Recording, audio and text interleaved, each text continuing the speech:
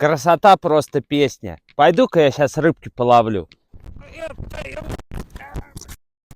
Крайне не рекомендую брать с собой на рыбалку спички или зажигалку, потому что спички могут промокнуть, а зажигалка на морозе просто замерзнет.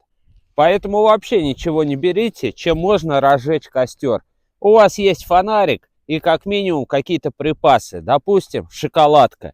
Из шоколадки достаете фольгу, а из фонарика достаете батарейку. Тонкой полосочкой фольги замыкаете плюс и минус на батарейке.